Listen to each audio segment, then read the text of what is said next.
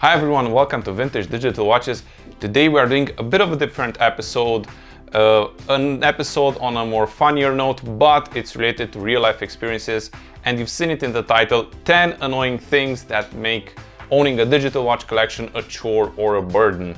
Now, owning a collection means that you have a hobby, and what more do you like than caring to your hobby? But there are things that don't make it as fun. So let's start off with number one, and that is keeping up with batteries. Yes, if you want to interact with your collection, you have to keep the watches running. And even though a battery lasts years, it will become a chore and a cost to change. Not to mention they run out at different intervals, so you'll be doing this on and off.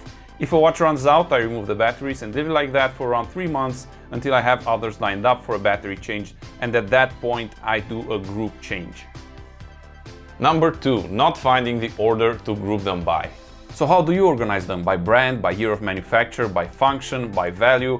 I'm sure if you have watches on display, you ran into this dilemma. You probably keep them in a certain way for a while and at one point regroup them in a totally different way. I don't have a specific order, but tend to keep the most interesting ones right at the level of sight so people are immediately greeted by them. Number 3, wondering if you should get into LEDs or not. In the watch world, LED watches are the closest in appearance and technical wise to LCD watches, but they have a very strong character and are their own thing. I have been drooling over LEDs for a while, but haven't pulled the trigger yet. And not sure how much longer I can bear it, to tell you the truth, so at one point I might end up getting a few. Number 4, cleaning the collection.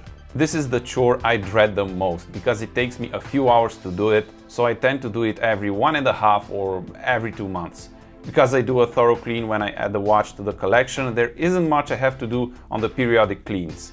There is a video on this in my list, so do check it out if you want to see my process of cleaning the watches, the collection. Having your watches clean makes them more appealing, and it's a good opportunity to handle each one.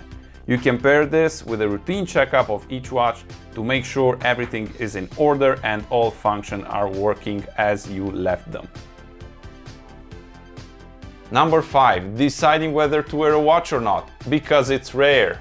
Some argue that watches are meant to be worn, but I hardly wear all because some are super rare, add perfect condition into the mix, and that is reason enough to keep them only on display. Also, if you wear a specific watch a lot, you get accustomed to its shape, so banging it on door frames is less probable. Change it frequently and you'll be adding plenty of scratches. Yikes. Number 6, alarm loudness.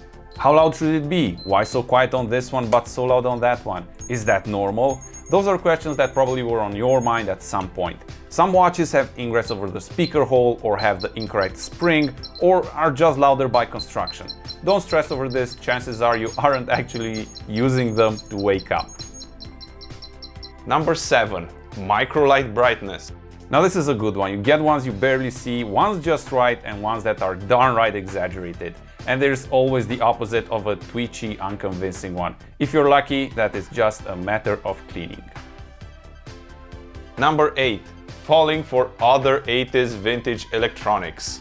Guilty as charged, and I know some of you are as well. Digital watches tend to trigger a lust for everything electronic from the 80s. Boomboxes, vintage computing, games, audio equipment, and the list goes on and on, so beware. Number 9, being torn on buying from Japan or not. Yes, Japan is the motherland for many LCD watches we love, so it's only natural you find a lot of them over there. But using proxy services has its downsides, taxes and fees. So, are they worth it or are they not worth it? And number 10, not knowing on which watch you left the hourly signal on.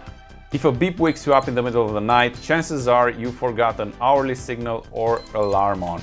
Whether by accident or not knowing the functions, it's just as annoying and nearly impossible to find the culprit if you don't act really fast.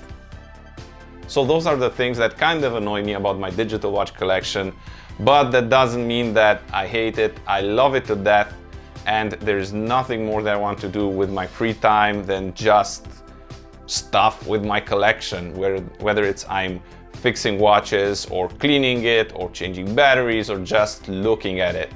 And I'm curious if you are the same as I am, if some of the things that I mentioned here in the video are also frustrating for you at some points.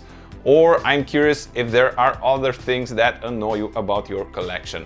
Do leave it in the comments below. And until next time, make sure you keep your collection in tip-top shape. Bye!